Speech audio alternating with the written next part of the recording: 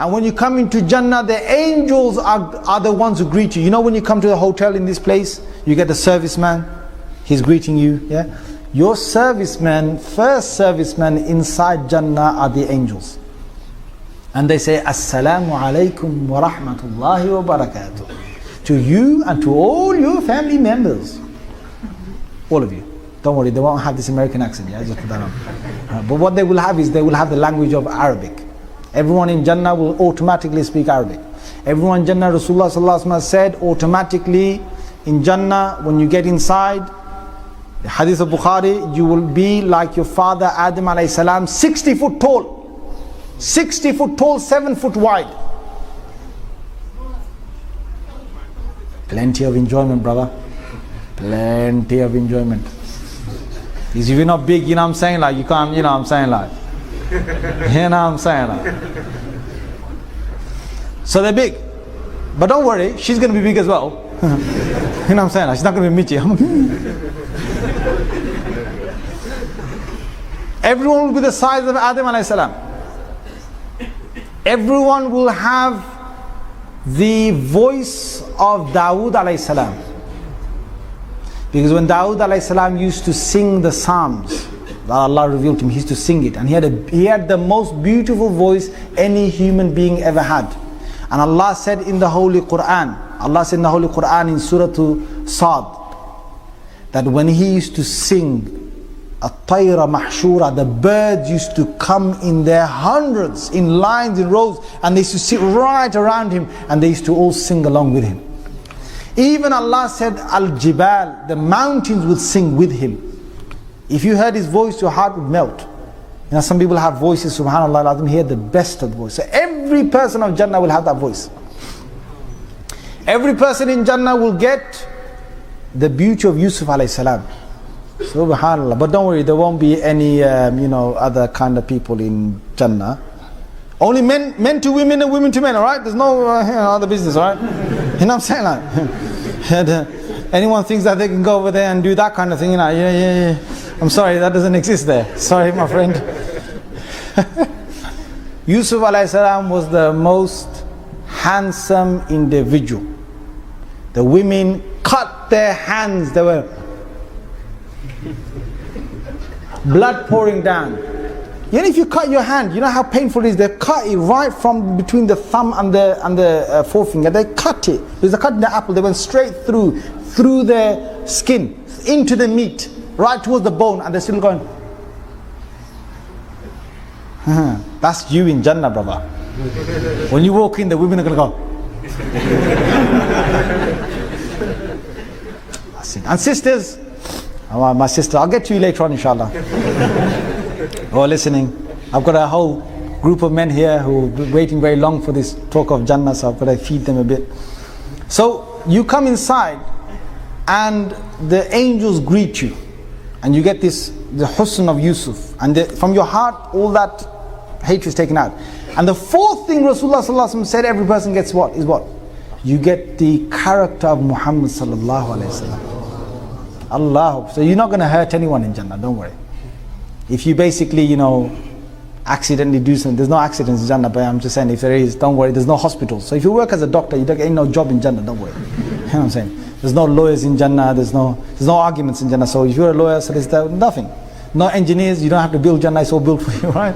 Nothing goes wrong in Jannah. Subhanallah, Prophet sallallahu alaihi wasallam said in the Sahih Hadith of Muslim, you do not even have anything coming out of your nose in Jannah. You get a cold and nothing. When you wake up in the morning, you got to basically blow your nose out clean. None of that. There's no bad air in Jannah. There's no bad dust in Jannah. Jannah is perfect. The Surah Al-Dahr says that it never, La yarawna fiha shamsan wala zamharira. You will never see the sun in Jannah. There's been natural light. You'll never have a cold day in Jannah. There's no cold, there's no hot. You know when sometimes you feel that, on some days you come out and you feel, wow, that is nice, man. The wind is blowing just the right amount. And the sun is, on your face just the right amount. That kind of day, that's every day in Jannah. Every day in Jannah. It never gets, and it gets better. It always gets better. So you can imagine you've come inside here, there's nothing, no one will spit in Jannah. Now some guys, I can't stand them in this world when they, every time, yeah bro, we're talking about. They think it's Mr. Bad Man, you know.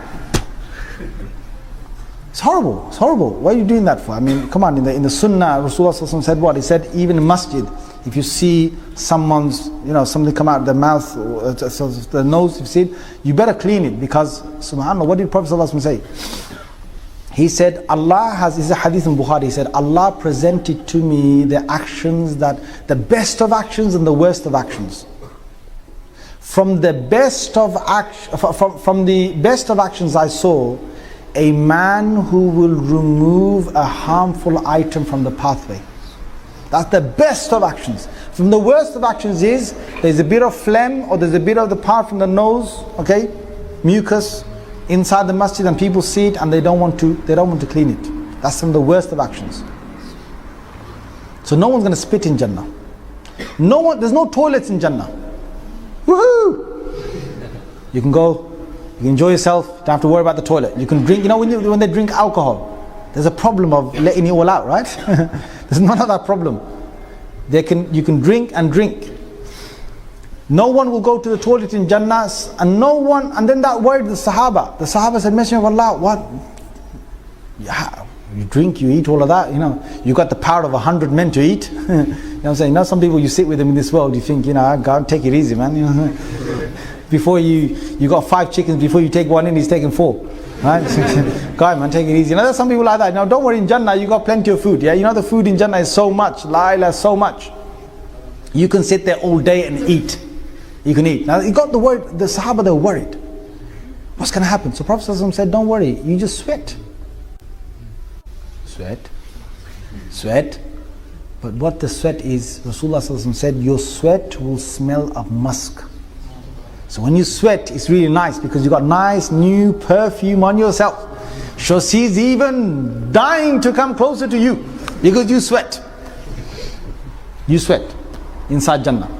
In Jannah, you have your labinatun min dhahab, labinatun min fidda. You have certain houses made of pure gold. There are certain places of Jannah made of pure gold. Certain places made of pure silver. Certain places pure diamonds, pure rubies. And certain places Allah mixes them up. One brick is gold, one brick silver, one brick emerald, one brick diamond, one brick sapphire, one brick something else. Each one is different. The door of one of the, I'm telling you from various ahadith now, okay, the door of one of the palaces that you've got in Jannah is so big, it's from the earth here to our sky. And you walk inside. When you walk inside, you've got one room that leads to another room, that leads to another room, that leads to another room, and each one, you can imagine the size of these. Each room has got 70 tables of food. Each table has got 70 different plates of food. Each plate has got certain dishes, and each time they take a fruit, you know what will happen? They take a fruit, and sometimes you get a bit spoiled, right? People of Jannah, they get a bit spoiled. They eat one fruit and they say, okay, thanks, I've tasted it. They give him a fruit and it looks exactly the same. They say, hey, to the servant. You can have loads of servants. Really nice, looking good, young servants, alright? But you can't do anything with them. You're not gonna. Yes, to those people, alright? You got. They will serve you. Allah said, Ghilman, the young boys that will serve you. Right? And they will serve you and they will give you dish after dish. The one giving you one and the next one gives you another one. They're your servants in Jannah. You tell them whatever to do, they'll do it. And they give you one fruit that is similar to another fruit. وَأُتُوا بِهِ مُتَشَابِهًا. They're given the same fruit. And say, hey, listen, what are you giving the same fruit? I've just tasted this one, give me another one. They say, no, taste it. When they tasted, the same fruit tasted different. The same fruit tastes different. And some fruits, you taste them, each bite you taste, they're always different. Each bite you have is different. So you eat. Allah says what? لَحْمِ طَيْرٍ مِمَّا يَشْتَهُونَ. In a hadith of Tirmidhi, a person sees in Jannah, he's sitting down, he's lying down, and he sees a nice bird flying over. It's a real bird, right? Not that other bird, right? The real bird. Flying over. So he sees and he wishes that he could have, he remembers in the world, he used to love chicken and chips, right? Chicken and chips. I'm not saying the hadith says chicken and chips, right? But I'm just saying like he probably wants that roasted right in front of me, grilled, barbecued, whatever. Yeah. So he wants that. He just has his desire, and that bird from the air drops right in front of him, roasted, ready, barbecued, grilled, and he just bunches it, throws the bones away, and when he throws the bones away, that bones become another bird, the same bird, and it flies away. I can imagine some of you just looking back and going, "Hey, get back here." Where are you going? You're too nice. Get back here. In Jannah, they have, according to Hadith of Tirmidhi, you have marketplaces. And these marketplaces, when they go there, the marketplaces have designer faces. You don't have no plastic surgery in Jannah, brother, sister, cosmetic, this, that. You go, you have these designer faces. These are real people inside Jannah who've got beautiful faces. And they're all in different places of the market. And you just look at them, you just desire that your face looks like that and your face changes. Your face changes. But you might get worried now, right? When I go back to my wives there, they're not going to recognize me.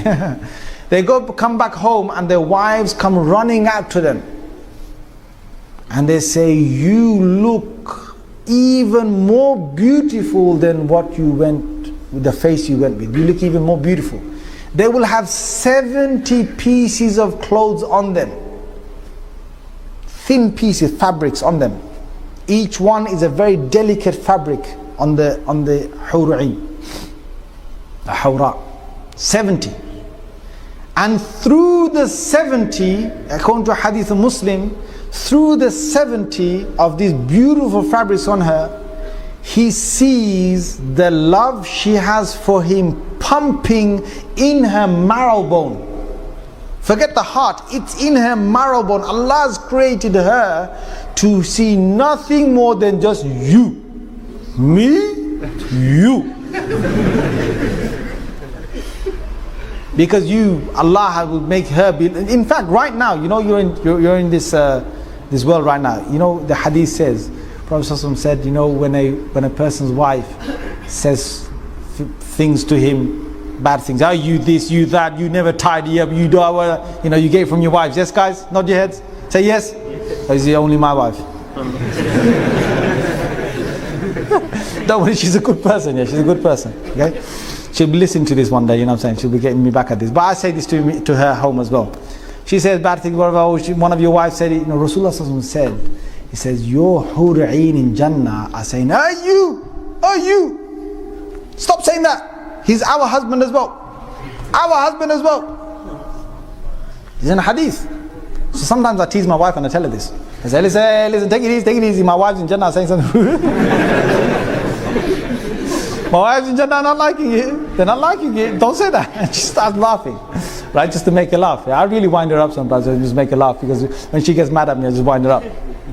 So, you know, the women, okay, they're probably thinking, subhanallah, what are they going to get? They are going to become the most beautiful out of all your wives in Jannah.